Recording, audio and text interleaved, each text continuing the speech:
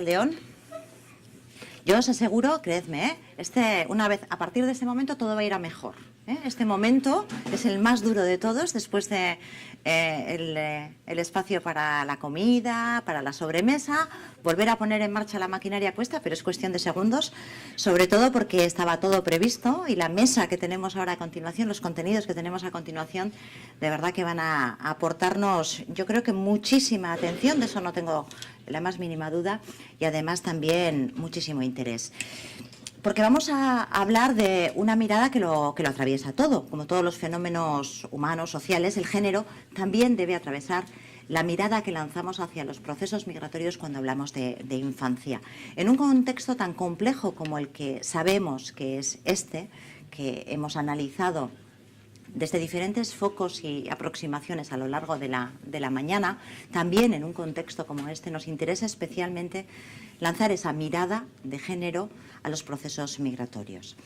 Para contextualizar el debate, una hora y media más o menos, vamos en primer lugar a tener una ponencia que nos ayude a contextualizar, y para eso tenemos con nosotros y con nosotras a Maricruz Fajardo Vizcaíno, que es jefa del área de la Oficina de Asilo y Refugio de la Subdirección General de Protección Internacional del Ministerio de Interior. Ella va a encargarse de esta primera ponencia y después vamos a tener un espacio de conversación con otras grandes voces al que os invito una vez más a que os suméis a través de vuestras preguntas, comentarios, sugerencias, como siempre, a través de los dos hashtags de Twitter, también con el número de teléfono WhatsApp y, por supuesto, levantando la mano, pidiendo un micrófono y de viva voz.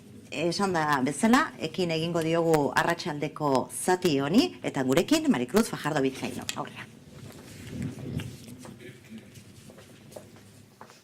Muchas gracias. Muchas gracias y buenas tardes a todos y a todas. Tenía una ponencia preparada que quizás se pueda poner en la proyección.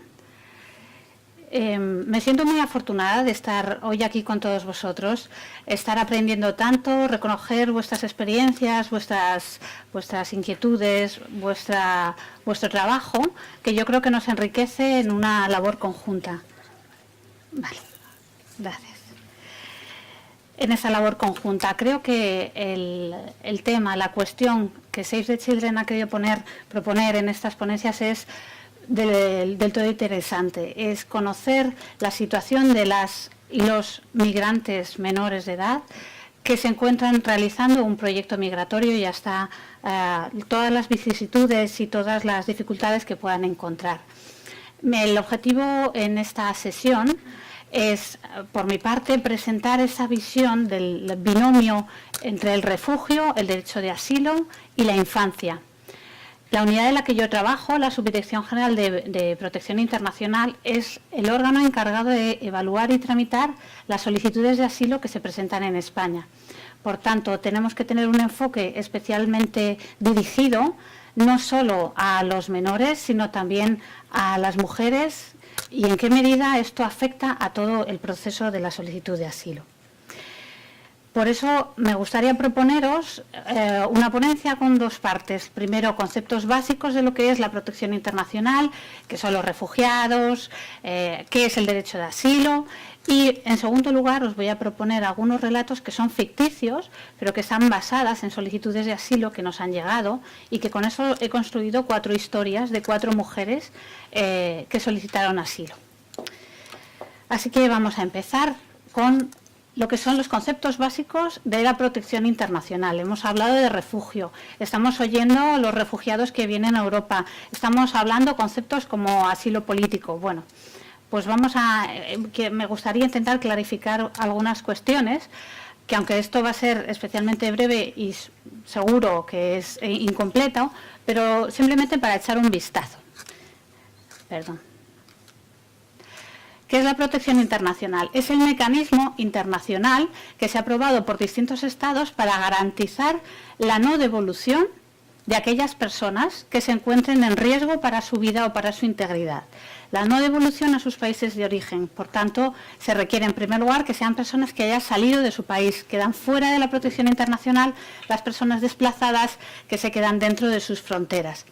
Este principio de no devolución, que se consagró ya con la Convención de Ginebra en 1951, hace ya bastante tiempo, supone también una obligación de no poder salir del Estado en el cual uno ha solicitado el asilo y del cual podría recabar también ese reconocimiento del estatuto de refugiado. Por tanto, es una doble condición. La protección internacional tiene dos patas. Por una parte, el estatuto de refugiado y por otro, la protección subsidiaria. El Estatuto de Refugiado viene, lo que os decía, de la Convención de Ginebra del año 51, que se aprobó después de la Segunda Guerra Mundial y con el objetivo de proteger a aquellas personas que en el contexto europeo estaban siendo perseguidas. Luego esto se superó más adelante, pero se ha quedado este Estatuto de Refugiado que se reconoce, es una condición que se reconoce a aquella persona que tiene un temor fundado, es decir, un miedo, pero un miedo basado en elementos objetivos, un miedo a ser perseguido en su país de origen o del país del que procede, pero solamente por los 5 motivos que establece la Convención de Ginebra. Ser perseguido por su raza, por su religión, por sus opiniones políticas, por su nacionalidad o porque se puede considerar que pertenece a un grupo social determinado. Por lo tanto, se puede obtener el Estatuto de Refugiado no solamente por las opiniones políticas, sino también por el hecho de ser mujer en un contexto determinado, por ejemplo, por la identidad de género, se puede también reconocer por cuestiones religiosas, es decir, hay un conjunto amplio pero limitado de circunstancias por las que reconoce el Estatuto de Refugiado. Sin embargo, el Estatuto de Refugiado se quedaba limitado en cuanto a la protección porque simplemente se limita a esas causas que ya os he comentado. Y por tanto, en algunos países, en concreto en el marco de Europa, en el marco de la Unión Europea, se ha propuesto la opción de la protección subsidiaria. Son personas que tampoco pueden ser devueltas a sus países de origen o a los países de los que proceden porque existe un riesgo hacia su vida o hacia su integridad. Y este riesgo no está motivado porque sean perseguidos por estos motivos, sino porque existen una serie de causas objetivas, de elementos objetivos, que hace que esa persona no pueda volver a su país. Tiene que existir un riesgo cierto y de un daño grave. El daño grave, eso es la pena de muerte, las torturas, los daños, los tratos inhumanos y degradantes. Y por último, un riesgo para su vida porque se encuentre en una situación de conflicto internacional o interno, pero se tiene que tratar de un conflicto armado. Vale. Estos son los elementos con pinceladas que requerirían muchísimas más horas de debate y hay muchas tesis doctorales elaboradas sobre este tema, pero tanto en el caso del Estatuto de Refugiado como en la protección subsidiaria hay un elemento común y es que se tenga que comprobar que el Estado del que es nacional, no puede o no quiere ofrecer la suficiente protección a esa persona por ese riesgo que está corriendo, ya sea porque sea el propio Estado el que está persiguiendo o ya sea porque hay otros agentes terceros que persiguen, pero el Estado no tiene capacidad suficiente para hacerles frente. Estos son los elementos básicos del Estatuto de Refugiado que, por supuesto, del Estatuto de Refugiado y de la protección subsidiaria, que se dan en cualquier persona. Esto ya nos lo reconoce la propia Convención de Ginebra. Por lo tanto, son situaciones en las que se pueden encontrar los adultos, pero también los menores. Sin embargo, los menores, por su propia situación de vulnerabilidad, por la falta del desarrollo madurativo, por la mayor vulnerabilidad y en algunas ocasiones, desprotección por parte de su familia, se encuentran en una situación de mayor riesgo y eso va a afectar al análisis de todos estos elementos, ¿vale? Los vamos a ver poco a poco. Se han descrito algunas formas específicas de persecución para los menores, pero más que irlas detallando, yo creo que era bueno ofrecerlas en estos relatos que os digo que son ficticios, pero que están basados en hechos reales de haber analizado muchas solicitudes de asilo de menores y las he propuesto en estas 4 mujeres. La primera es Sara. Sara viene de Siria. Sara salió de Siria por miedo a la guerra, porque como consecuencia de las bombas empezó a surgir una carencia absoluta de agua y de alimentación. Ella lo que dice es que recuerda que antes de llegar los bombardeos a su ciudad, ella iba al colegio, estaba desarrollando su vida normal con su familia, ella iba al colegio, sus padres iban a trabajar, pero que en un determinado momento, y ella no recuerda cuándo, empezaron a aparecer manifestaciones en su ciudad. Surgían manifestaciones que eran pacíficas en contra del gobierno. Ella nos dice que nunca había participado en una, solo en una ocasión participó, pero que a partir de un momento empezaron a hacer las manifestaciones cada vez más violentas y empezaron a ser reprimidas por la policía, con lo cual sus padres ya decidieron que no volvían a marchar a esas manifestaciones. Nos dice en su solicitud de asilo que ella se tuvo que quedar en casa porque como consecuencia de los bombardeos no podía salir, había unas grandes deficiencias de seguridad y sus padres les dejaron en casa a ella y a sus hermanos durante tanto tiempo que no hubo más remedio que tener que salir. Y entonces sus padres decidieron que su hermano Mohamed, de 19 años, y ella, que tenía 17, se tenían que marchar hacia Europa. Pagaron $2.500 y salieron andando desde Alepo hacia Turquía. Ella dice que fue caminando con un conjunto de personas, que algunos les conocía, otros no, pero que llegaron hasta Turquía. Ella tampoco puede decir si tuvo algún problema en los checkpoints o si hubo algún problema en el control fronterizo. En Turquía dice que se mantuvieron viviendo en la calle durante un cierto tiempo, hasta que pudieron pasar con una embarcación hacia Macedonia en Grecia. Se quedaron allí en Grecia y a través del programa de reubicación fueron reubicados en España. Y cuando llegaron a España presentaron su solicitud de protección internacional.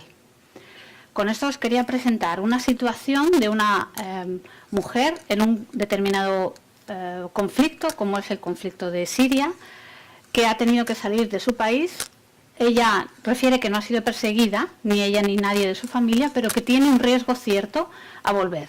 Desde luego, el temor, el riesgo de que su vida se vea afectada a su integridad es muy alto. Y, por tanto, fue reconocida la protección subsidiaria para ella. De Siria nos vamos a Meherit, que Meherit viene de Nigeria. Meherit salió de Edo State, en Nigeria, con 16 años. Ella nos dice que su familia habló con una señora que había en el pueblo que ayudaba a las chicas jóvenes a salir a Europa a trabajar como peluqueras. Es lo que ella nos dice. Tenía 16 años cuando salió. Dice en su solicitud que se sometió a un ritual antes de partir, que era un contrato que no se podía romper, era una deuda que su familia acababa contrayendo y que el objeto, la garantía, era ella misma. Es decir, ella tenía que satisfacer la propia deuda y si en el caso de incumplimiento sería su familia la que sería sancionada por ello. Llegó hasta Marruecos, atravesando un desierto mortal de Níger y toda una cadena de agresiones físicas, sexuales y de explotación. Nos dice que le subieron a una patera abarrotada y cruzó el estrecho de Gibraltar. Nos dice que a la llegada ella tenía la indicación de que tenía que llamar a otra persona, que sería quien le fuera a buscar, y que le trasladaría a una casa donde ya estaban trabajando otras muchachas. Nos dice que allí tuvo que hacer de todo para pagar esa deuda y que si faltaba algún pago sabía que su familia sufriría las consecuencias.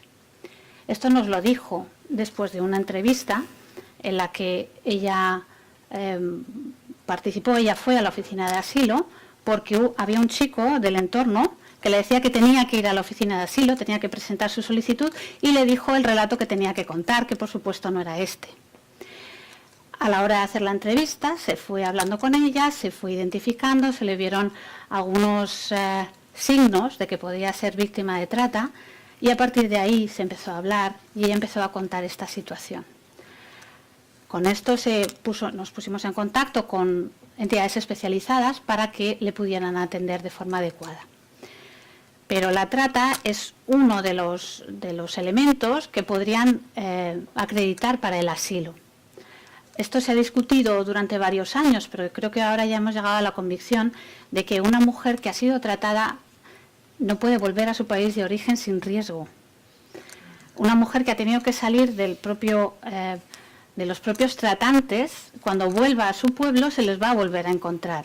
Las posibilidades de que corre un riesgo su vida son altísimas y, por tanto, se está valorando como un elemento que acredita para el asilo. De Nigeria, perdón que no había puesto la foto ficticia de Mejerit. De Nigeria nos vamos con Diene, que también es otra muchacha que viene de Guinea-Conakry. Diene es una joven que perdió a su padre cuando era muy pequeña y su madre no tenía recursos suficientes y al final le dejó a ella y a todos sus hermanos con una de sus tías. Estando con sus tías, vivía con sus tíos, sus primos, sus hermanos y ella. Estaba en la casa y cuando ella cumplió los 14 años, su tía le dijo que faltaba el dinero y que tenía que dejar de estudiar. Tenía que ponerse a trabajar. Trabajaba vendiendo comida. Ella quería ir al colegio, pero no podía porque su tía le obligaba a ir a vender la comida. Un mes después, su tía le dice que ha acordado su matrimonio con un hombre 20 años mayor que ella. Ella se siente aterrorizada porque ya ha visto lo que le ocurre a otras chicas de su edad que le pasa lo mismo. Se siente aterrorizada y buscó cualquier forma de escapar de este casamiento. Intentó hablarlo con su tía, que desde luego ella confirmaba porque necesitaban el dinero de este hombre rico y tenía que casarse. Consiguió escapar a través de un primo suyo. No sabe cómo consiguió el dinero este primo, pero consiguió escapar. Decidió ayudarle y compró un billete de avión, que le llevó hasta el aeropuerto de Madrid-Barajas. Allí en Madrid-Barajas, en el control fronterizo, la policía le para, le revisa la documentación y encuentran un pasaporte donde ella dice que está su foto, pero que su nombre no es ese. No, su nombre no es el que aparece. Además, en el pasaporte decía que su edad era 1 año y medio mayor, por lo tanto ya era mayor de edad cuando ella tenía 16 años. Y además llevaba una carpeta que ya dice que esos documentos no eran suyos, que además estaban escritos en un idioma que ella no entendía. Por tanto, es una mujer en una especial vulnerabilidad. Imaginaros este matrimonio forzoso que ya habían acordado, ella está intentando escapar. Una de las formas que encuentra es a través de una vía ilegal, recabando documentación falsa que ella misma ni siquiera conocía. Y cuando llega a intentar formalizar una solicitud se encuentra con esta enorme dificultad que es la de recabar la documentación adecuada. Por tanto, uno de los elementos que veremos más adelante en el caso de la tramitación de las solicitudes de estudio de los menores es la enorme dificultad que tienen de recabar las pruebas suficientes. Unas pruebas acreditadas que por su propia situación de vulnerabilidad les es más difícil conseguir. Y por último vamos con Ariel. Ariel viene de Honduras. Y Ariel, a sus 13 años, comenzó a no reconocerse en este cuerpo de varón con el que él había nacido y que decidió buscar una nueva identidad como mujer. Sus padres no lo comprendían, lo rechazaban, le insultaban, le pegaban e intentaban que cambiara de idea. Sin embargo, él no podía, era un elemento fundamental de su identidad. Estuvo viviendo por temporadas en casa de otros familiares hasta que consiguió contactar con una asociación de apoyo a derechos LGTBI en Honduras y le ayudaron a aclarar su situación, a ayudarle, le dieron cobijo, le dieron alimento. Sin embargo, en la colonia en la que él residía, además le ayudaron a encontrar trabajo en una tienda de ropa, en esa colonia estaba dominada por una mara. La mara le empezó a seguir, empezó a identificar cuáles eran sus movimientos, dónde vivía, dónde trabajaba, qué horarios tenía, hasta que en un momento varios pandilleros se le acercaron y le obligaron a que vendiera droga, a que fuera hasta un sitio con la droga, la vendiera y recogiera el dinero y se los entregara. Él lo rechazó, él dijo que no, porque sabía que eso era un riesgo cierto para él. O sea, si vas a vender droga, en algún momento vas a acabar o en la cárcel o muerto. Y entonces él lo rechazó. Al cabo de unos días se encontró que unas personas que iban en moto le empezaron a perseguir e incluso que le dispararon. Pero no consiguieron herirle. Así que él decidió venderlo todo y venir para España, porque aquí en Honduras había otros compatriotas que le podían acoger. Todas estas son historias ficticias, pero como os digo, están basadas en hechos reales que están en las solicitudes de asilo. En el fondo están relatando hechos de agresiones, de violaciones, de miedos, de huidas, y aunque ya llegaran a España siendo mayores de edad, los hechos se habían producido siendo menores y por tanto tenemos que analizar sus solicitudes en este contexto. Los menores, como hemos dicho, tienen formas de persecución o daños graves, como podría ser, hemos visto, el matrimonio forzoso, la trata, los conflictos armados, la homofobia, pero también, como hemos visto también esta mañana, la mutilación genital femenina o el reclutamiento obligatorio. El gran reto para la tramitación de sus solicitudes, además de la propia formalización, es realizar una valoración adecuada de las alegaciones y de las pruebas. Cuando el menor está acompañado de un familiar, es el adulto quien presenta la solicitud de protección internacional en su nombre, pero cuando el menor no está acompañado, es necesario recabar la firma y el consentimiento de un representante legal.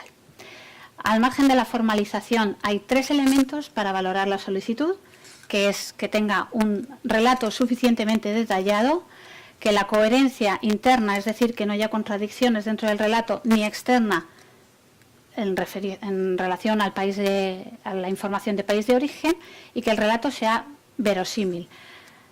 Voy a intentar abreviar porque tampoco me quiero pasar demasiado, pero es muy difícil que un menor consiga dar un relato detallado. Es muy difícil porque el menor muchas veces la causa de persecución no es hacia él sino hacia sus padres. En segundo lugar, las veces que consigue formalizar, en ocasiones no está suficientemente preparado, no ha contado con un apoyo psicológico suficiente como para poder ordenar y da un relato muchas veces desordenado y especialmente breve. En cuanto a la coherencia interna, la posibilidad de contradicciones es muy alta. Muchas veces ellos no saben lo que está ocurriendo en su país, por tanto, hay veces que van a contradecir con la propia información de país de origen. Y en cuanto a la verosimilitud, lo que decíamos, la posibilidad de recabar pruebas auténticas en el caso de los menores se dificulta mucho más. Por tanto, el análisis de las solicitudes de asilo de los menores requiere de por supuesto, de un enfoque de edad, desde luego, mucho más en el caso de los menores una perspectiva de género, pero supone ampliar la mirada de la protección internacional hacia ese binomio que hemos dicho de infancia y asilo. Termino solo diciendo que si ya supone un factor traumático el tener que abandonar tu propio país por motivos de guerra o persecución, el daño es aún mayor en el caso de niños separados de su familia y en pleno proceso de desarrollo personal. Mucho más cuando no se cuenta en el propio país de acogida con un entorno y seguridad adecuado. Por eso es necesario que los profesionales encargados de su atención conozcan no solamente la realidad de los menores, sino también esta opción de la protección internacional, que es una vía basada en los derechos humanos, que está reconocida tanto en la Convención de Ginebra, os pongo la foto de la firma de la Convención de Ginebra, como en la Convención de los Derechos del Niño, ¿vale? Son estos 2 elementos básicos. Por eso, como decía Gloria Fuertes, y termino, las niñas y los niños tienen derecho a crecer sanos y felices. Tienen derecho a que se les proteja de todo lo malo. Tienen derecho a que no les enseñemos violencia, crímenes ni guerra. Y a que no les bombardeemos con hambre, susto y metralla. Las niñas y los niños tienen derecho a ser queridos y cuidados por sus madres y padres. Los mayores tienen que jugar con los niños. De todo lo que tienen alrededor los mayores, los niños y las niñas son lo que más vale. Muchas gracias. Muchas gracias. Te invito, sí, por favor, a que te quedes, porque vamos a, después de esta primera aproximación, vamos ahora a profundizar un poco más y aportar otras miradas expertas en el conocimiento y en el acompañamiento de estas situaciones, menores que inmigrantes, menores en tránsito, con una visión y con una perspectiva de género. Una mesa que ahora enseguida se va a completar y que voy a dejar en manos de Emilia Arias, a la que le invito a que suba ya. Podríamos decir muchas cosas y voy a presentarla como periodista de Pícara Magazine, entre otras muchas cosas. Como decía, ella va a ser la encargada de dirigir el coloquio, de presentar al resto también de las ponentes, y después, cuando llegue el momento, yo me encargaré también de hacerle llegar las preguntas, sugerencias, comentarios que queráis hacer. Ahí tenéis los hashtags Infancia en Movimiento, Euskera Zere Ari Gara, Aurrak Mugimenduan eta WhatsAppen bitartez hortxe duzu ere bai zenbakia. Beraz, Emilia, todo tuyo. Muchas gracias, Pilar. Bueno, pues bienvenidos, bienvenidas. Y como no quiero robar tiempo a las mujeres que tienen tanto que aportar a esta mesa, pues ya habéis conocido a Maricruz. Me gustaría invitar también a la mesa Antoinette Tesoler, de Afroféminas, que está por aquí, sí, vente con nosotras, a Jennifer Supiroli, de Técnica de Incidencia Política y en Migraciones, de Save the Children. Y también va a estar acompañándonos Rosy Quintanilla, que es gerente de proyectos de apoyo a la sociedad civil de Save the Children en El Salvador, que va a aportar esa visión desde Centroamérica, puesto que está con nosotros a través de videoconferencia. Y bueno, creo que estamos todas. Maricruz, Antoinette, Jennifer y Rosy, que está aquí de forma... es la maravilla de la tecnología. Bueno, el primer objetivo de esta mesa es exponer cuáles son esas causas específicas y diferenciales de la migración por parte de las niñas, que hace que las niñas salgan o bien no acompañadas o bien acompañadas de sus familiares de sus países. Me gustaría empezar de alguna forma lanzando una serie de preguntas y que vosotras os sintáis libres de participar y de... No sé si primero cederle a Rosy la palabra porque está en desigualdad de condiciones, puesto que está un poco lejos. Si quieres empezar tú respondiendo, pues nosotras encantadas. Rosy. Sí me gustaría hacerte esa pregunta de cuáles son esas causas específicas diferenciadas que hace que las niñas salgan de sus países. No sé si Rosy nos oye. Yo creo que no, porque no nos oye. En la cara no. No, porque no ha cambiado el gesto, así que ¿sí? Vale, yo creo que va con un poco de... ¿No se está escuchando? Rosy. Creo que no. Bueno, pues vamos a seguir por aquí con la mesa hasta que se solucione ese pequeño lapso de tiempo que tenemos con El Salvador, ¿de acuerdo? Bueno, ¿cuáles son esas principales razones que hacen que las niñas salgan de sus países? No sé si Jennifer o Maricruz podéis contestar. Sí, vale. ¿Se oye? Ah, está hablando. Vamos a dejarle a Rosy, si tenemos un poco de paciencia, conseguiremos que el Atlántico sea más pequeño que la ría de Bilbao. ¿No? ¿Sí? Sí. Bueno, pues le damos tiempo. Jennifer, si te parece.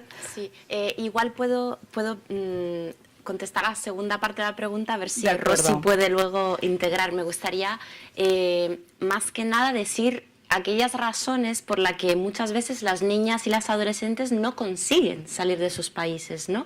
De alguna manera para visibilizar también pues, su presencia o las razones de su ausencia dentro del tránsito de los flujos migratorios y en particular cuando hablamos de niños y niñas no acompañados, ¿no? Estamos hablando de que en muchas ocasiones pues los roles de género dentro de las sociedades de origen pues son roles que de alguna manera atan a la niña niña a una serie de responsabilidades que tienen que ver con el cuidado, ya bien del hogar o de sus familiares y abuelos y hermanos mayores o menores, y ese cuidado de su entorno que muchas veces ni siquiera les permite tener la libertad mental de pensar, de poderse alejar de sus comunidades de origen, ¿no? Si es verdad que si esas expectativas de mejora de la vida y de oportunidades muchas veces es un sueño que tenemos todos, es verdad que para algunas personas y en particular para muchas niñas es que no consigue ni siquiera ser algo que se sueña justamente debido un poco al rol de responsabilidad y de cuidado que tienen en origen, ¿no? Muchas veces vemos como, bueno, como las niñas tienen que cuidar de sus familiares o en otras ocasiones tienen que estar detrás del cuidado del hogar, en otras ocasiones si no, vemos como algunas costumbres que todavía perpetúan en muchos de los contextos de origen, pues hacen sí que, por ejemplo, pues tengan que abandonar la educación de manera muy temprana para, pues justamente cuidar, ¿no?, de los demás o de su familia, o por ejemplo que tengan que casarse o ser casadas de manera temprana para poder de alguna manera apoyar pues o a la familia del marido o a su propia familia en el caso hay una dote, por ejemplo, de por medio, pero también tenemos que reconocer esas situaciones que de alguna manera impiden la salida del país o cuando ya llevan a cabo este trayecto migratorio, pues los riesgos, ¿no?, a los que se enfrentan respecto a un niño, por ejemplo, que pueda salir solo del país. Esos riesgos son mucho mayores. Hemos ya mencionado y comentado situaciones de explotación, de abuso, situaciones de redes de trata de seres humanos, por lo cual tenemos que reconocer que también muchas veces esos riesgos añadidos a los que se puede enfrentar una niña durante el camino y en particular cuando viaja sola, pues es un determinante, ¿no?, para tomar o no esa decisión de salir del país. O sea que existen de alguna manera algunas violaciones de derechos específicas vinculadas al hecho diferencial de que sean niñas, pero sí que siento desde la perspectiva de los medios, esto lo pregunto desde ahí, cierta invisibilización de las niñas, tanto en las niñas en tránsito, las niñas migrantes, las niñas refugiadas. Sí. No sé si lo percibís por ahí. Sí, es verdad que luego los números también, ¿no?, los pocos números que desafortunadamente tenemos a disposición y que describen un poco el fenómeno de la infancia y juventud migrante, pues vemos como realmente los números de las niñas son muy reducidos. Estamos hablando del 10% sobre el total de la infancia migrante no acompañada y refugiada no acompañada en España. Estamos hablando que si por ejemplo una de 4 niñas que ha llegado el año pasado a España, uno de 4 menores, perdón, era una niña, por lo cual estamos hablando de todas formas de una proporción mucho más pequeña, ¿no? Y de cualquier manera, no sé si me escuchan, no sé si se me escucha. sí. Muy bajito. Ahora bien, de cualquier manera, yo en este caso de la pregunta de los medios de comunicación, yo más que invisibilización, yo lo que veo es sobreexposición. Porque en realidad habría que preguntarse por qué hay que mostrarlo tanto, porque los riesgos no son solamente en el primer periodo de tránsito, cuando están aquí también están en riesgo. ¿Y cuáles serían esos riesgos? Eso, precisamente de ahí quería hablar yo un poco sobre ese tema.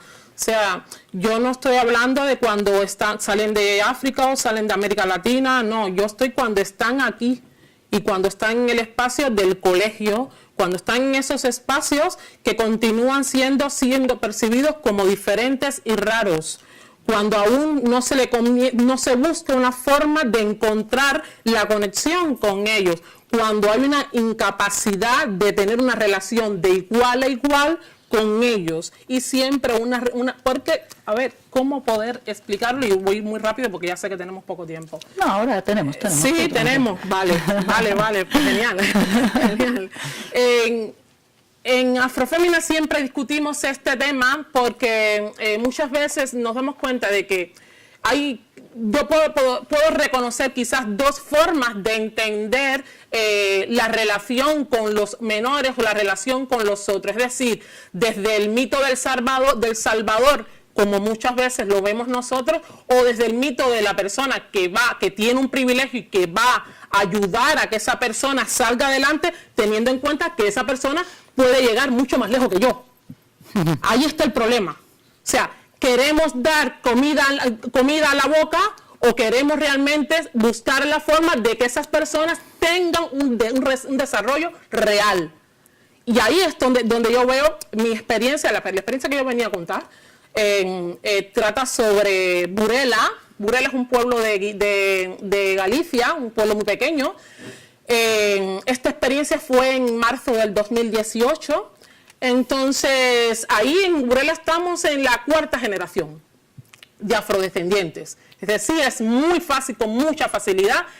Yo fui a 2 institutos, estuve dando aproximadamente unos 14 talleres diariamente a niños entre 12 años y 17 años. Luego me reuní con los profesores, luego con la sociedad civil en el ayuntamiento y luego con un grupo de feministas de la zona. Es decir, fue un proceso que realmente yo no fui pensando que iba a ser así, pero realmente fue un proceso muy interesante porque fui hablando con muchas de las personas que tenían que ver directa o indirectamente con esos niños. Entonces, ¿qué es lo que yo notaba cuando llegaba? Porque además en Burela, como tienen esta relación de decir de que estamos integrados, pero realmente lo que estaban diciendo los padres o profesores o lo que sea es que ahí integración no había. Y no hacía falta que me lo dijesen. Cuando yo salía del instituto, estaban los peruanos por un sitio, los afrodescendientes por el otro. O sea, ahí había claras divisiones y formaciones de guetos. ¿Comprendes? Entonces, claro, ¿cómo resolvíamos? Eran como si estos niños se sintiesen constantemente fuera. Y no había una conexión entre la institución, los profesores, que viene siendo eso, y esos niños. Llegaban constantemente, chicos de Cabo Verde. Constantemente llegaban, tenían y acababan de llegar. O sea, yo las fotos que envié, una pena que no las traje para... Pero eran niños de 12, 13 años que acababan de llegar. Y directamente iban para el instituto. Entonces, sus necesidades. Por ejemplo, una de las cosas que yo me daba cuenta era que, por ejemplo, se reunían muchísimos en la biblioteca. Era el espacio, digamos que predilecto de todos los chicos para reunirse ahí. Ahí hacían de todo. Sin embargo, cuando yo me reuní con los profesores y hice el taller de los profesores, ellos me decían de que tenían una clase especial para encontrar esa conexión y hablar con esos niños que acababan de llegar. Y entonces ahí le ponían el mapa de Cabo Verde, le ponían, en fin, todas estas cosas intentando, y ahí es donde yo veo quizás el problema. Si todos van a la biblioteca, y la biblioteca se ha convertido en el centro del conocimiento, ¿por qué el conocimiento de ellos solamente les compete a ellos y no a todo el mundo? A eso voy. O sea, ese es el problema. O sea, hay una diferenciación entre que, o sea, los niños quieren saberse, quieren conocer su cultura, quieren tener autoestima, pero también ese valor de esa cultura no solamente es para ellos, es también para el resto. Porque no hay una manera, no se enseña a mirarse de igual a igual cuando precisamente esta división existe. Cuando la propia institución crea esa división. De modo tal de que te dicen, bueno, vosotros estáis aquí para adaptarse a nosotros y no para ser personas. No para ser personas, ciudadanos dignos con muchas oportunidades para seguir creciendo y quizás convertirse en ingenieros químicos mañana. Lo entendemos. ¿Por qué parto de esta idea? Yo parto de esta idea porque yo vengo de La Habana.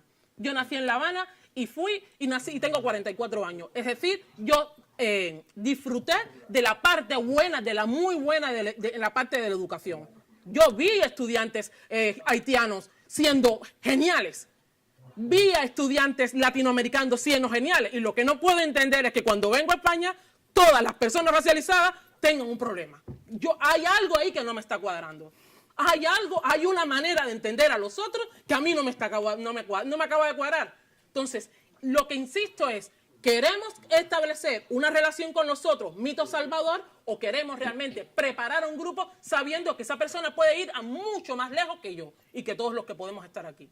Entonces, ahí viene el problema. O sea, creo que ahí está, o sea, él es el enfoque, para no extenderme, es el enfoque para, de alguna manera, recibir y tratar ese tránsito. Es decir, enfocar ese tránsito. Ese tránsito, o sea, cuando seamos capaces de entender que el que viene de fuera no viene, no está por debajo de nosotros. Que, ojo, parece muy fácil, pero no lo es. O sea, lo que quiero decir es que es muy complicado que se perciba que las personas no se racialicen cuando lleguen. Es muy difícil que las personas no se acaben de racializándose cuando lleguen. Y todos estos niños, de una manera o de otra, estaban racializados.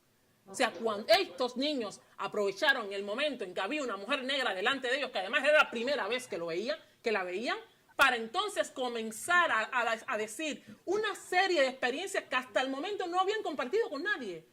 Y la jefa de estudio dice, ¿y por qué no lo decís? Y dice, porque no has creado el momento, no has creado el espacio, no has creado la confianza. Ellos no se sienten en confianza para que ellos puedan decir, como los niños peruanos que fueron a mí, tenían 12 años. Y muchas eran niñas. Y me dijeron, ¿qué hacemos cuando nos insultan en la calle? ¿Qué hacemos cuando nos llaman Panchito, vete a tu país? ¿Qué hacemos cuando...? Claro, los profesores, que es a donde voy también, muchas veces dicen, es que no se quieren integrar. Eso yo lo he escuchado muchas veces. Es que no se quieren integrar, no quieren estar. Dice, ¿tú sabes qué experiencias vitales tienen esas personas dentro y fuera? Sabemos cómo la están pasando y ya no, esto no está en África, esto no está fuera, esto es aquí. Esto es aquí. ¿Qué experiencias vitales están teniendo estas personas para que de una manera u otra imposibiliten su desarrollo? El tema de que a los estudiantes racializados en Barcelona, en las afueras de Barcelona, en Zaragoza, en Madrid, se les llame y se les dice, ¿por qué no te vas a FP? Eso es algo que pasa en todo el país. Eso es un problema que pasa en todo el país. Si tu profesor, que es tu primer referente, te está diciendo, ¿por qué no te vas a FP? Tú le estás transmitiendo al estudiante que no va para más. Y que si sus padres están limpiando, pues tú serás el siguiente. Ese es el problema con la manera de enfocar estos tránsitos. El tránsito, desde mi punto de vista, tiene que buscar la forma de generar o de posibilitar el desarrollo real de las personas, vengan de donde vengan. Muchas gracias, Antoinette, por la claridad de la exposición y por la pasión que le has puesto, que se agradece también. No, a mí me parece maravilloso. Y enlazando con eso, sí me gustaría preguntar tanto a Maricruz como a Jennifer si estamos protegiendo bien a las niñas que llegan. Como dice la compañera Antoinette, el enfoque, tal y como ella lo considera, no está siendo el adecuado, puesto que se les está, ya una vez que están aquí, ya una vez que están, entre comillas, integradas en institutos, o en la enseñanza, en las calles, en la vida, en nuestra sociedad. Ella pone ese punto crítico en el resto de niveles y de espacios. Una vez que llegan, ¿estamos haciéndolo bien en España, en Europa, en nuestra sociedad? Hombre, yo creo que desde luego siempre hay áreas de mejora en todos los campos. Algunos son los que ha comentado Antoinette, desde luego, de cara a la integración, evitar la retización, evitar los prejuicios que son los que están construyendo unas diferencias. Sin embargo, creo que lo importante es realizar un enfoque de género, un enfoque de edad en todas y cada una de las políticas e integrar. Políticas me refiero a la gestión, ¿no? al acceso que puedan tener los menores al ejercicio de sus derechos, en ese sentido digo las políticas, o en el caso de los procedimientos, sino garantizar y hacer un enfoque adecuado, escuchándoles, como tiene derecho como niño a ser escuchado, escuchándoles de forma adecuada y dando una interpretación a ese mensaje que ellos están trasladando. Creo que hay todavía muchas áreas de mejora, como en todos los campos, pero yo creo que se está avanzando. Por lo menos no estamos, creo que, igual que hace unos años. Sí, sí, estoy de acuerdo que, bueno, que se intenta, ¿no? Pero que efectivamente todavía pues quedan también áreas de mejoras. Las niñas en este sentido es que se enfrentan a una doble condición y a una doble perspectiva que es necesaria en todas las políticas que tienen que ver con el asunto migratorio. Por un lado, el enfoque de infancia, ¿no? de infancia que es necesario en cuanto a niñas, pero también el enfoque de género para entender justamente cuál es su necesidad de protección específica en el caso de ser niña y inmigrante o refugiada, ¿no? De venir desde fuera. En ese caso, justo es que antes lo estábamos comentando durante la pausa, uno de los colectivos posiblemente en situación más de vulnerabilidad es el caso de las niñas que viajan no acompañadas y que se encuentran en situaciones, por ejemplo, de trata de seres humanos, ¿no? Antes, además, Maricruz nos ha ilustrado muy bien uno de los casos de protección internacional en ese caso, porque sí que representa muy bien la situación en la que se encuentran muchas de las niñas que han tenido que viajar solas y que durante el trayecto caen en mano de esas redes, ¿no? ¿Les estamos protegiendo bien? Tenemos que reconocer que a nivel español solo tenemos unas 10 plazas de acogida especializada en trata de seres humanos, niñas víctimas de trata de seres humanos. Hombre, para un Estado entero eso es muy poco, ¿no? ¿Tenemos mecanismos efectivos de identificación de esas niñas cuando caen en manos de redes de trata? No, desafortunadamente todavía tenemos mucho que recorrer. En nuestro informe Los Más Solos, por ejemplo, analizábamos la presencia de las niñas en los sistemas de protección españoles a nivel de las comunidades autónomas. Veíamos como esas niñas, la mayoría de ellas venía de países de África subsahariana, que justamente son los que más se ven afectados por presencia de redes de trata, ¿no? Y lo que íbamos viendo era cómo de un año a otro, de un mes a otro, hasta en 20 días de plazo, veías que habían, por ejemplo, unas 20 niñas que podían venir, por ejemplo, de Nigeria y Camerún, que son los dos países más representados, ¿no? Para las niñas no acompañadas que llegan a España, y veías como ese número, de repente, es que si habían 20 niñas, en 2 semanas quedaban de repente 5. ¿Por qué? Porque estamos fallando en protegerles dentro de nuestros sistemas de protección. Nuestros sistemas de protección no están dotados de esos mecanismos de protección que necesita una niña que está perseguida por una red de trata, y desafortunadamente no activamos mecanismos eficaces a tiempo para no permitir que desaparezcan del centro de protección de un día para otro, ¿no? Seguimos teniendo enormes dificultades en proporcionarle la protección que necesitan, o el caso del asilo también, ¿no? También comentábamos que el número de niñas solicitantes de asilo es muy reducido. Esa es una protección a la cual no están accediendo, por lo cual es un camino que realmente nos falta mucho, ¿no? Por hacer para garantizarlo. Incluso hemos llegado a decir que una niña víctima de trata está mucho menos protegida que una mujer adulta víctima de trata, cuando evidentemente su nivel de vulnerabilidad es aún mayor, por lo cual deberíamos de estar, ¿no? Con una lupa intentando disminuir todos esos riesgos que en este momento ni vemos realmente. ¿Y por qué es esto así? ¿Por qué las niñas están menos protegidas, incluso que las mujeres víctimas de trata? Porque no hay plazas de acogida especializadas para niñas víctimas de trata. Hay solo 10, mientras que para mujeres víctimas de trata adultas hay más. Pues eso tiene un report. Quedo yo para luego, me lo apunto.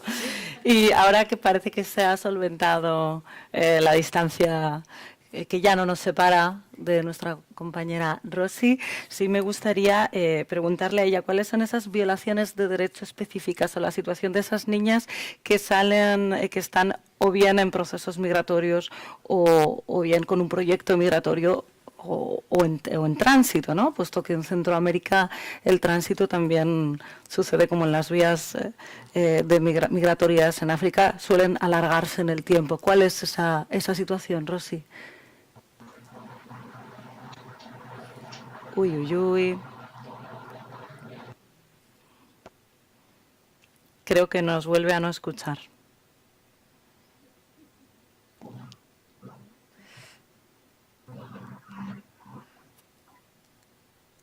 ¿No nos escucha?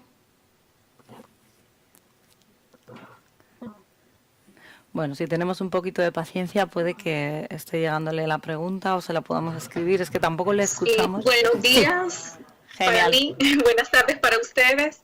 Es un verdadero privilegio poder compartir.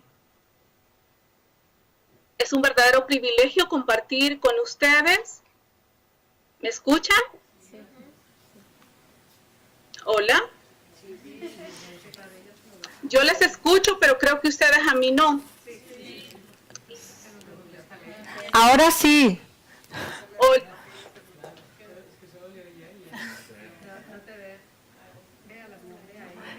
Vamos a hacerle todas un gesto. Sí, sí, habla.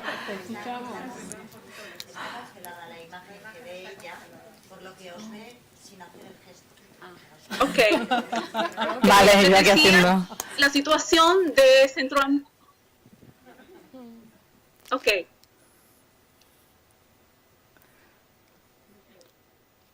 El escenario del Triángulo Norte, de Guatemala, de Honduras, de El Salvador. El contexto. Yo no puedo decírselo, se lo tiene que decir. Solo me oye a mí. Desconéctate. Hola. Ahora sí. Voy a seguir. Rosy, tú sigue, desconéctate del streaming que nosotras te escuchamos perfectamente. Es un escenario de mucha violencia, violencia estructural, violencia de género, violencia que ubica a las niñas, a las adolescentes en un riesgo especial.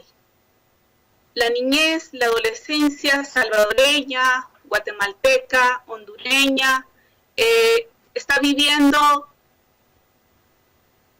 muchas vulneraciones al interior del país de origen, pero también cuando deciden migrar. Distintos estudios que hemos realizado desde Save the Children nos dicen que la niñez está migrando y muchas están tomando esa decisión debido a la violencia que enfrentan por maras, por pandillas, por amenaza, por extorsión, por violencia sexual perpetrada en muchos casos por maras y pandillas, pero también por agentes del Estado. Este es un escenario muy difícil. Y cuando centramos la mirada en las niñas, en las adolescentes, es más demandante, es más grande el impacto que tienen por razones de género. Como ya sabemos, las mujeres y las niñas históricamente hemos sido infravaloradas, pero en el escenario de violencia muchas veces somos propiedad, somos territorio que una estructura, que un grupo criminal decide cómo usar el cuerpo de las niñas y de las mujeres. En El Salvador tenemos una ola de adolescentes desaparecidas, tenemos un escenario muy complejo de violencia sexual, incluso una relatora que vino recientemente a El Salvador de Naciones Unidas, ella identificó incluso terrorismo sexual en contra de niñas y adolescentes. Tenemos prácticas como embarazos forzosos por parte de grupos criminales hacia niñas y adolescentes. Es un escenario muy desesperanzador, da mucho temor. El desplazamiento interno es una realidad para las familias salvadoreñas y se da muchas veces por la presencia de organizaciones criminales en sus comunidades. Eso tiene un impacto en su día a día, viven en sus casas confinados, no asisten a la escuela, no hay espacio para recrearse.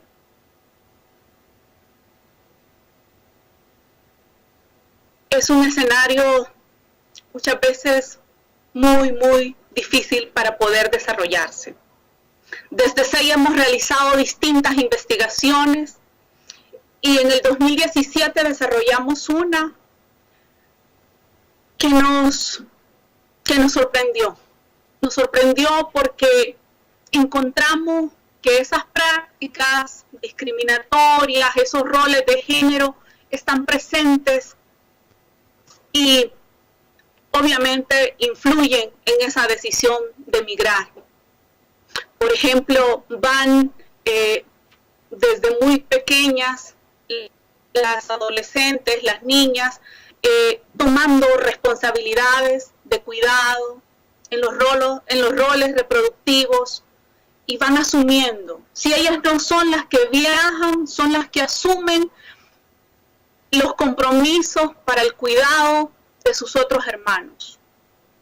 Pero si ellas viajan, van con una misión de sacar adelante a la familia. Y de repente, cuando consultamos a la niñez, nos sorprende escuchar de una adolescente de 13 años diciendo: estoy preocupada porque mi mamá contrajo una deuda y hemos perdido la casa, no tenemos recursos para poder alimentar a la familia. Y es ahí donde la niña ha tomado decisiones para migrar. Y ha dicho: yo voy a irme, voy a asegurar que puedo sacar adelante a mi familia. Por otro lado, tenemos, como ustedes ya hablaban en el panel, también tenemos un escenario de desprotección por parte de las autoridades estatales. Sistemas que no les creen a las mujeres ni a las niñas, que invisibilizan las necesidades de protección. Me encantó la presentación que hacía la representante de migración. Muchas de las mujeres y adolescentes que tienen que emigrar son personas que pueden accesar a la protección internacional, pero que no se da. No se da por el desconocimiento, no se da porque no hay un verdadero abordaje, no se da porque no están asesorados.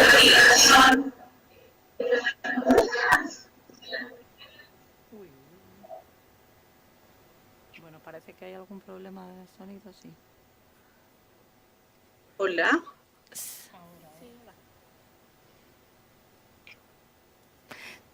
Sí, no sé si me escuchan, pero sí, me acaba de aparecer. Rosy, sigue, te escuchamos.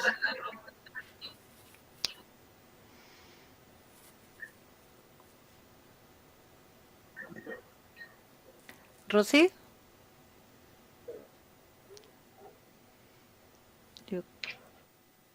Bueno, me han colgado la llamada, era muy interesante escuchar a Rosy, pero vamos a seguir hasta que ella pueda volver a estar con nosotros en la mesa. La verdad es que, como decía al principio, ella está en inferioridad de condiciones, puesto que tenemos una brecha digital seria. Bueno, hablábamos antes de si estábamos protegiendo bien, tanto en el Estado español, en Europa, a las niñas migrantes, que comenzaba por retomar un poco todo el discurso que teníamos en el panel, que no siempre pueden comenzar un proyecto migratorio precisamente por el sesgo de género, y comentaba Antoinette el hecho de que quizá no estamos sabiendo a las que ya han llegado, a las que han conseguido tener, ¿no?, salvar todos esos escollos, poner sobre la mesa un reto migratorio, salir adelante, llegar hasta aquí, enfrentándose a todas las violaciones de derechos diferenciales por el hecho de ser mujeres, y cuando llegan aquí se encuentran con que no estamos sabiendo hacerlo. En esa experiencia en Burela, ¿qué conclusiones extrajisteis desde Afrofeminas o desde tu experiencia? Bueno, lo primero era ver que Cuando estos niños ven que una persona muy cercana a ellos, y en este caso, que yo soy una mujer migrante, tengo nacionalidad, pero sigo siendo una mujer migrante, que les hable y les muestre una parte, o sea, un discurso digno sobre ellos, eso para ellos fue muy importante, porque insisto mucho en el tema de transmitir orgullo y autoestima a los colectivos. Es importantísimo para que esto cale en la educación. Habían profesoras que estaban contentísimas que yo estuviese ahí. Estaban muy, muy contentas porque era decir, al fin, y insisto, este proceso se dio gracias a que trabajadoras sociales insistieron en que yo fuera, casualmente trabajadoras sociales que eran madres blancas de niños negros, y entonces era la posibilidad de ver y saber que habían situaciones que otras personas no tenían. Y como muchas de esas situaciones la gente no la tiene en su casa, se cree que esas cosas no existen. ¿Entiendes? Entonces, claro, las presiones y las dificultades para yo llegar fueron muchas, fueron muchas porque no se quería que se hiciera ese proceso. No se quería que los niños, o sea, no se tenía claro, porque es lo que insisto con el tema de la integración. Ya somos integrados y ya no hay más que discutir.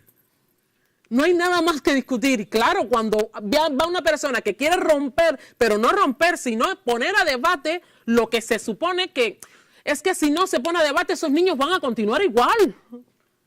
Cuando yo llegué al hotel de Burela, la mayoría de las mujeres que estaban trabajando por detrás, es decir, de camarera o en la parte de la cocina, eran las madres de esos niños. Eran las madres de esos niños. Al principio no querían ni mirarme. No querían tener ni un tipo de nada de relación conmigo. Porque muchas veces, y eso también lo tengo que decir, muchas veces las personas racializadas cuando llegan a un sitio de esas características y con cierto, o sea, con un estatus superior, se suben ese estatus superior y no se da cuenta que eres una mujer negra igual. ¿Entiendes? Que eres una mujer negra igual y que tienes que saber, vas por la gente, por los profesores, pero también por ellas.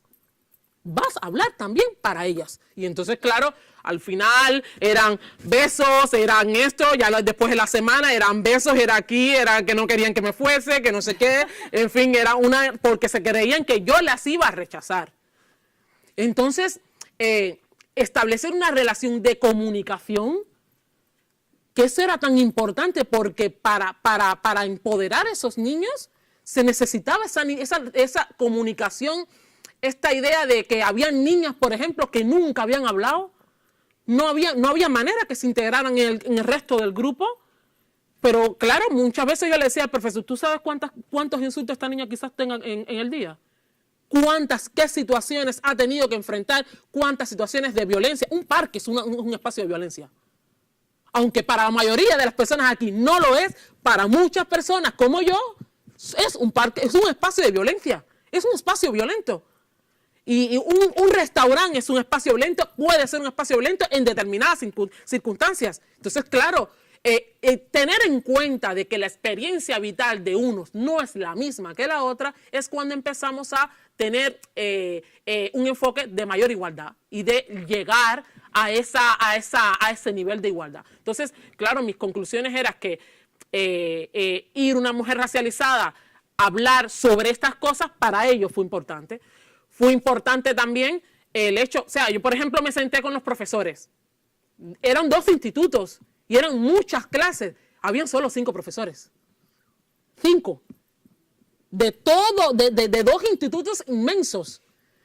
Y uno de los profesores, por ejemplo, me dijo, por favor, dime, ¿qué artículo me puedes recomendar con respecto al olor de las personas migrantes? Porque el 40% de las personas, del 40% de los profesores creen que la negritud tiene que ver con el olor. Eso me lo dijo un profesor. Eso me lo dijo un profesor. Entonces, claro, si las personas que están para empoderar a esos niños piensan así, no están en situación de desventaja, no están en situación de riesgo. Por supuesto que están en situación de riesgo. Por supuesto que están en situación de riesgo, porque Si la persona que está dispuesta a ayudar, que es el profesional, el profesor, no está, le mira con desdén, le mira con inferioridad, como un sujeto inferior, ¿cómo llegamos? ¿Cómo logramos encontrar un camino real a ese camino que empezó con esa violencia que dice ella? ¿Cómo termina ese camino? ¿Siendo interna en una casa?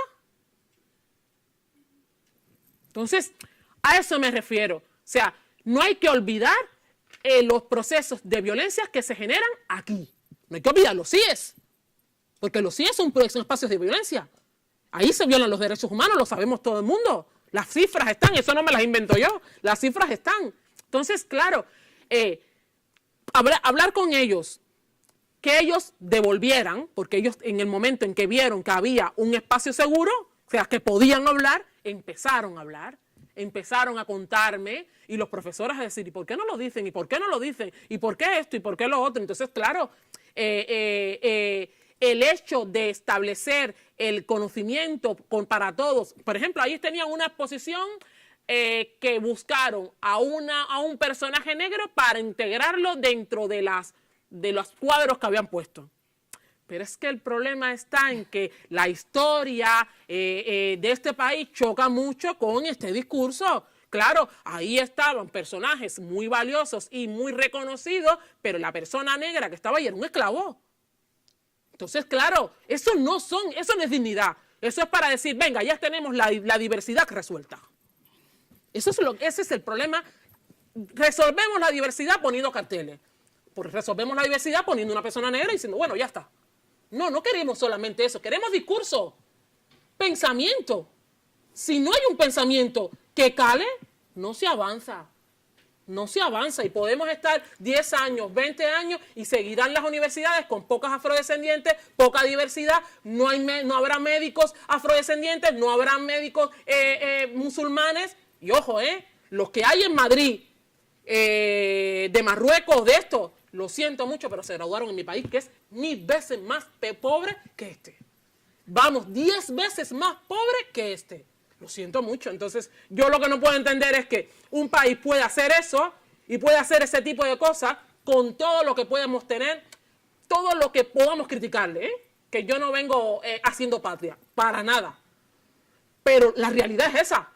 O sea, un país que tiene muchísimas menos posibilidades, ¿cómo es posible que un país como este no lo pueda hacer? Y no pueda garantizar futuro. Porque, ojo, todo futuro que se garantice para ese grupo de personas es bueno para el país. Es bueno para el país. Es que es lo que yo no acabo de entender cómo no se dan cuenta de eso.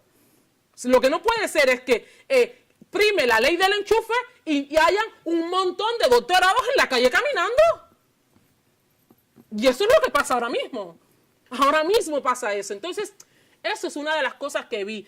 Vi también en el momento de, para no extenderme mucho, en el momento del ayuntamiento, para mí fue increíble ver cómo había un montón de gente diversa participando en la reunión del ayuntamiento. Ahí estaba el alcalde, estaba un señor que era abogado que fue a hablar sobre temas de violencia, no sé qué, y habíamos 3 personas más, mujeres negras. Y yo recuerdo que había una mujer musulmana con velo y todo, sentada en primera fila. Acababa yo de hablar con una profesora y ellas insistían constantemente que es que no se querían integrar. Era el tema es que no quieren estar, no quieren integrarse. Entonces ella levantaba la mano y no se la daban. Y levantaba la mano y volvía y lo insistía. Y nosotros hicimos presión, le dieron la palabra. Y esta señora dijo, yo tengo empresariales hechos. Soy madre también. ¿Por qué yo no puedo trabajar? O sea, la idea esta de que la mujer musulmana que estaba con su marido y que no ha salido, no, ahí en ese caso, insisto, he encontrado muchos casos como eso. Iba con su velo, pero yo quería trabajar. ¿Qué tenía para integrar? ¿Para qué cosa es integrarse? Integrarse es participar de la sociedad, llevar a tus hijos al colegio, intentar que salir adelante en tu trabajo, en la participación en la sociedad en general. Y ella estaba ahí.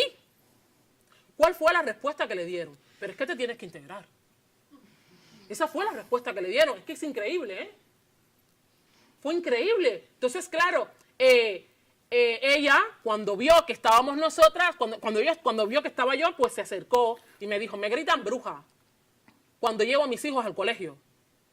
Y ahí está el problema. O sea, esa vivencia de esos niños que probablemente no quieran hablar con la mayoría de los grupos es precisamente por estas situaciones que se crean y que otros no viven.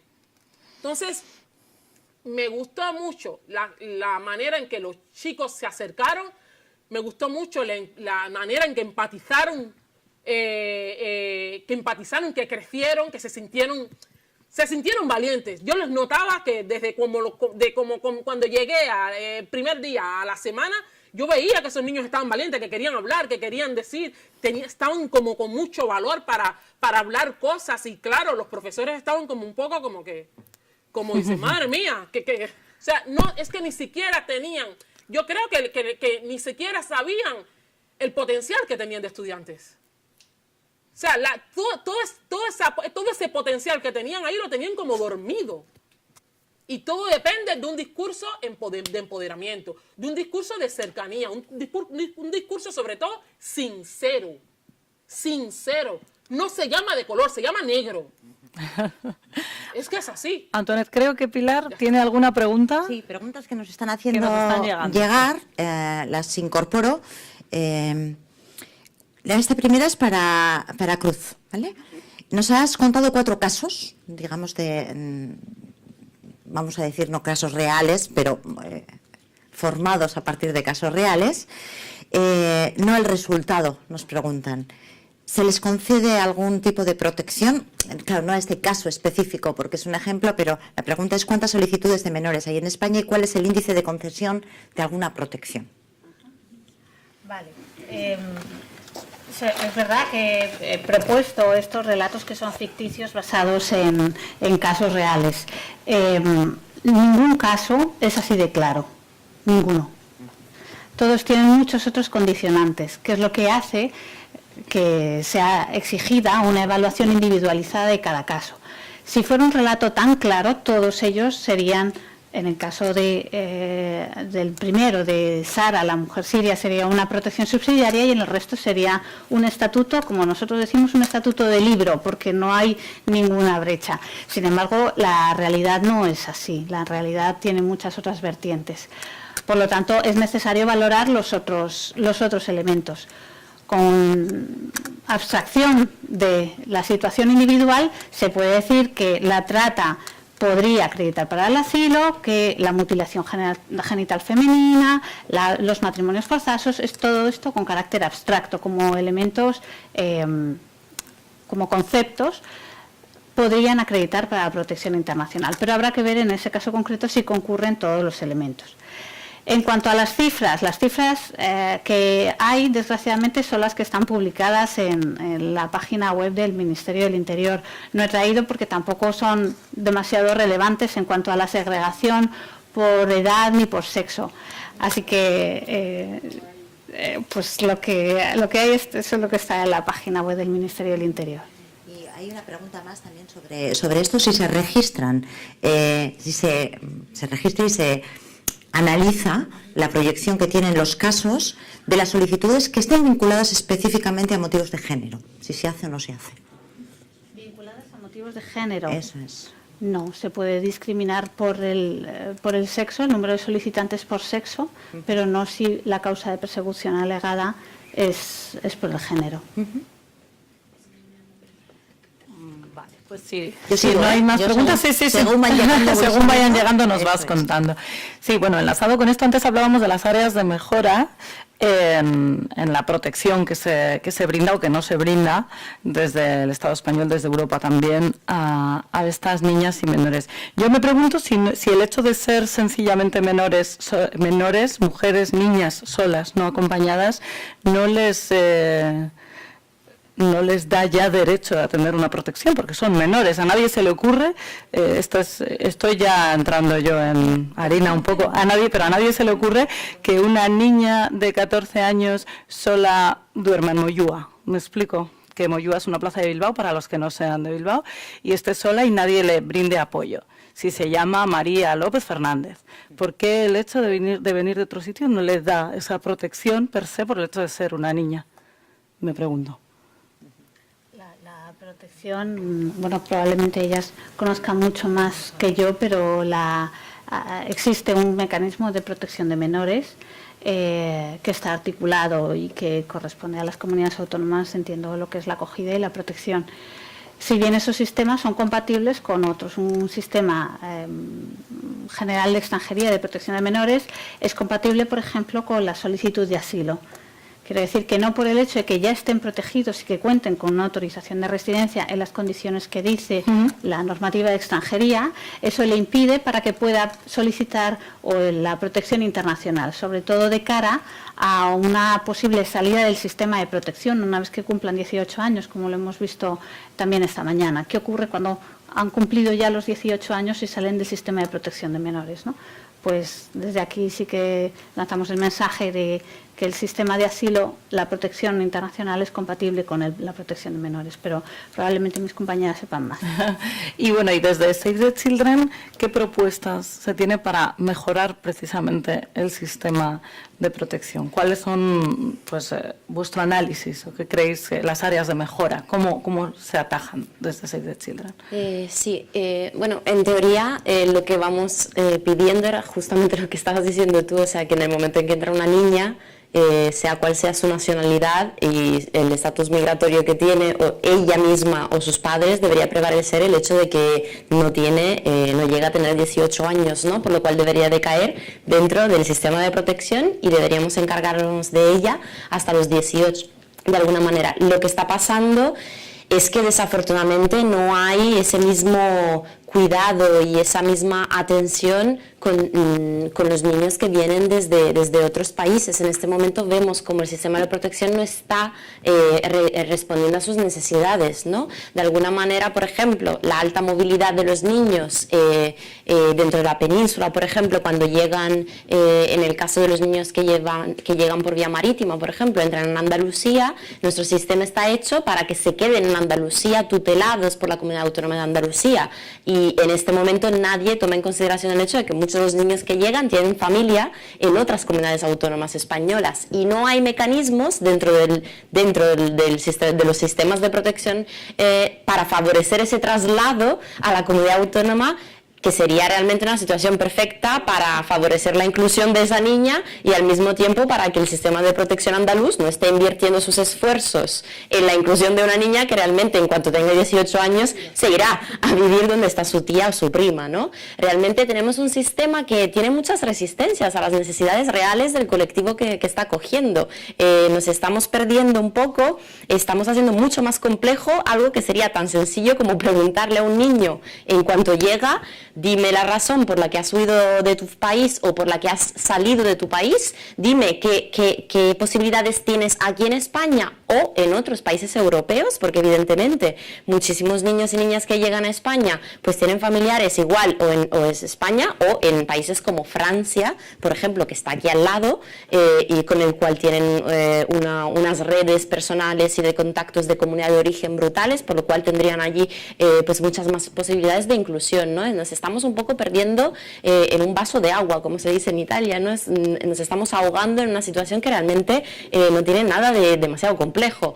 Por eso desde Save the Children, por ejemplo, es que nuestra intervención es así, de sencilla entre comillas, pero realmente es que es un enfoque que no está teniendo nadie y que todavía es un enfoque que no hay en la intervención de la administración hacia los niños, ¿no? Es preguntarle cuál es tu situación, te informo de cuál es tu situación aquí en España, en el sentido por qué estás tutelado bajo la comunidad autónoma, por ejemplo, de Andalucía, cuáles son tus posibilidades, el hecho de que si has huido de un matrimonio forzoso, pues tienes derecho a tener una protección que va mucho más allá de tus 18 años, por ejemplo, o el hecho de que si tienes un familiar que tiene reconocido el asilo en Alemania y es tu tío, es tu hermano y es un adulto, pues deberíamos de intentar, ¿no?, trasladarte de manera segura hasta Alemania, no pidiéndote que te escapes del centro de protección tú solo y tengas que atravesar mitad de Europa solo, porque nosotros no podemos favorecer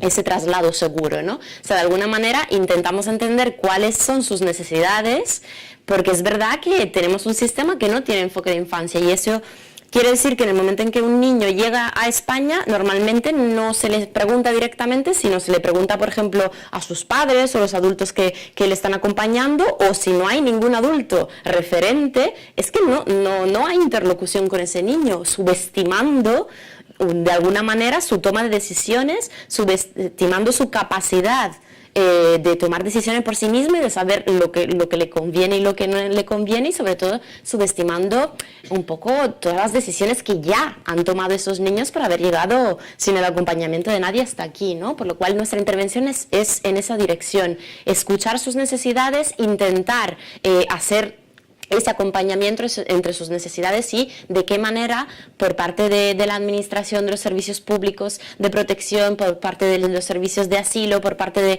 de todo el mundo, pues de qué manera pues responder a esas necesidades. Tenemos que ir terminando, pero hay dos cuestiones que os traslado las dos a la vez. Será la última intervención, lo siento mucho, pero el tiempo va apretando. Sobre esto que estabais comentando ahora, hay una pregunta que ¿es una cuestión de recursos o es una cuestión de enfoque? Es una cuestión de, ¿nos faltan recursos o nos falta una mirada, una estrategia sobre cómo abordarlo? Primera cuestión. Y la segunda, ¿los procesos migratorios de las niñas y de las mujeres son más complicados y violentos que los de los hombres? ¿Conocéis alguna medida en contextos de tránsito migratorio específica para niñas y para mujeres? Dos cuestiones completamente distintas, pero... Pues Maricruz, si te parece, empiezas tú contestando y luego las compañeras.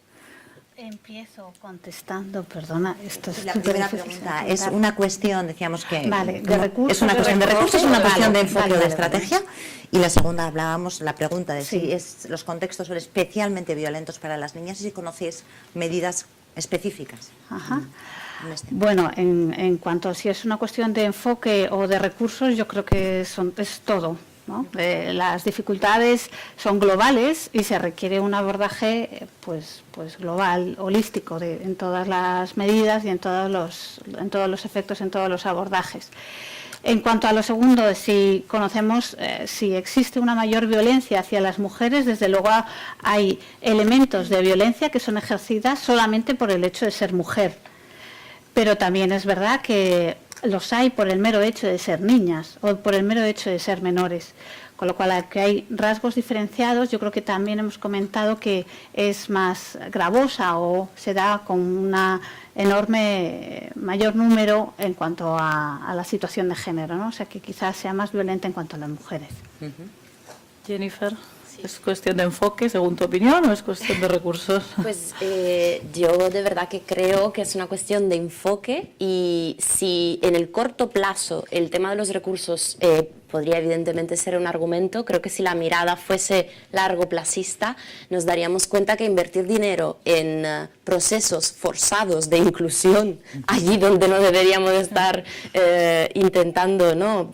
O sea, creo que sería un ahorro en el largo plazo seguro. O sea, no tiene sentido forzar un proceso de inclusión en unas circunstancias, en un contexto que no son los favorecedores para lograr esa inclusión. No puedes pedir a una persona que se quede en un sitio donde no tiene ningún tipo de contacto, ¿no? Por lo cual, si favoreces el traslado de esa persona allí donde tiene contacto para que su inclusión sea real y efectiva, en el largo plazo es que seguramente estarás ahorrando mucho dinero, mucho esfuerzo, y te ahorrarás también muchas frustraciones, que es lo que vemos, o sea, educadores que se vuelcan en el trabajo con los niños para luego ver que realmente pues me puedo esforzar mucho, pero que su hermana está viviendo a 40 kilómetros de aquí, es que no, yo puedo esforzarme mucho, pero que no puedo compensar, ¿no? Ese afecto, ese cariño, ese apoyo, ese proceso de inclusión.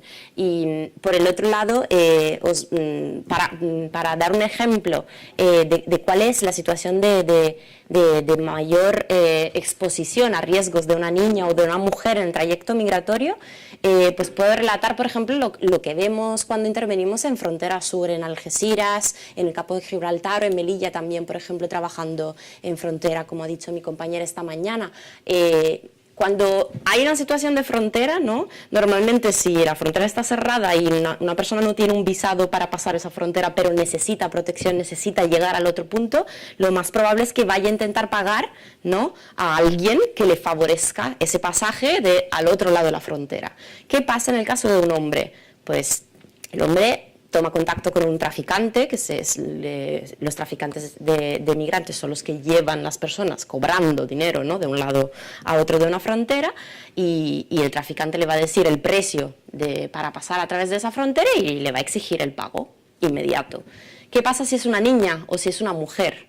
Pues el traficante pues le va a decir, hombre, pues igual no es necesario que me pagues ahora todo, me puedes pagar de otra manera que no es necesariamente dinero, puedes o acostarte conmigo o acostarte con mis socios, o por ejemplo ni te lo preguntamos y llegamos a una situación de abuso, o podemos por ejemplo ver propuestas como no te preocupes, no me pagues ahora, me pagarás cuando empezarás a trabajar en España, y eso es justamente un punto de inflexión brutal, porque claro, implica que la mujer o la niña está contratando una deuda con una persona a la que le deberá algo en el momento en que llegue a España, y es normalmente un proceso de trata de seres humanos, empieza así normalmente, ¿no?, contrayendo una deuda hacia una persona que tiene poder y dominio sobre ti porque tú le debes algo, ¿no?, una deuda. Por lo cual creo que es un ejemplo muy, muy práctico, pero que nos hace entender de qué manera una misma situación es vivida por un hombre y de qué otra manera es vivida por una niña o una mujer. Y ya para contestar a lo último de si hay en situaciones de tránsito, protección y prácticas de protección de niñas y mujeres, pues vemos muchísimas. Nuestra compañera Rosy, por ejemplo, si hubiésemos conseguido hablar más con ella, nos hubiese contado de la cantidad de albergues que hay para ayudar a las niñas en tránsito o las niñas que huyen de redes de trata mientras están en tránsito en América Central, pero también hay muchísimas organizaciones, y Save the Children también realiza esas actividades en muchos otros puntos del mundo, en África, en el Sahel. O sea, sí que afortunadamente hay mucha gente que trabaja durante el tránsito de estas niñas y mujeres para ayudarles. Y para terminar también, a mí me gustaría saber la opinión de Antoinette. ¿Son recursos o es enfoque o pocas ganas? Desde mi punto de vista, sobre todo, probablemente se necesiten más recursos, pero más que nada yo creo que es un problema de enfoque, porque el pensamiento colonialista, por llamarlo de alguna manera, prima, ya no solamente en planteamientos escandalosos como el último que se hizo, papeles por niños adoptados, que ya es que eso fue el escándalo. O sea, no entiendo cómo un pensamiento, o sea, un planteamiento así se haya hecho ahora y no haya pasado nada. Porque es exactamente lo que pasaba en la esclavitud. Cartas de libertad y vender los hijos es exactamente el mismo modelo, ni más ni menos. Entonces, claro, ya no solamente es en los extremos de esto, sino que también existen personas que con esa buena voluntad, pero en realidad falta, y digo sobre todo, mi punto de vista está centrado sobre todo en el proceso cuando llega. No en el proceso anterior, sino en cuando llega, en el que o sea, si un proceso aparece, si una persona se desplaza, es para alcanzar sobre todo esa dignidad en el último camino, y no quedarte a mitad y convertirte en una situación mejorada, pero al final igual de indigna, que es a lo que me refiero, igual de indigna. Entonces, sí, yo creo que sobre todo es enfoque. Y no sé si hay alguna pregunta más, Pilar. No tenemos más preguntas. Y no tenemos mucho más tiempo. No sé si alguien quiere comentar. Si alguien quiere algo. comentarlo, dispuestos a hacer trampa, no os preocupéis. Pues muchas gracias. Muchísimas gracias a ellas, que vamos a tener que despedirlas, pero que sea por favor con un aplauso. Gracias. Eskerrik asko. Muchísimas gracias por por este nuevo repaso también ahora con la mirada de género que completa el primero de los días de este primer congreso. Mañana nos volvemos a ver aquí, será a partir de para las 9 de la mañana ya estamos aquí para recibiros, pero a las 9:30 arrancamos con la primera mesa, con el primer panel. Después hablaremos primero de la vulneración de derechos de infancia y movimiento, y después, a lo largo de la mañana, también tendremos un análisis diferente, también traído a nuestra propia realidad y con casos concretos, con buenas prácticas o con lecciones, aprendizajes en procesos de integración. Eso será mañana. Durante la mañana tendremos esto. Por la tarde tenemos un taller sobre cómo hacer que realmente los niños y las niñas participen en el diseño de estas acciones, que realmente sea algo que se integre su mirada y que no sea algo que les aportemos simplemente. Y también os digo que a la tarde estaremos en la radio, que haremos también una parte de este contenido, irá en directo a través de Radio Euskadi. Bueno, muchísimas cosas mañana. A partir de las 9 ya estamos por aquí, a las 9:30 en punto arrancamos. Eskerrik asko, bihar arte.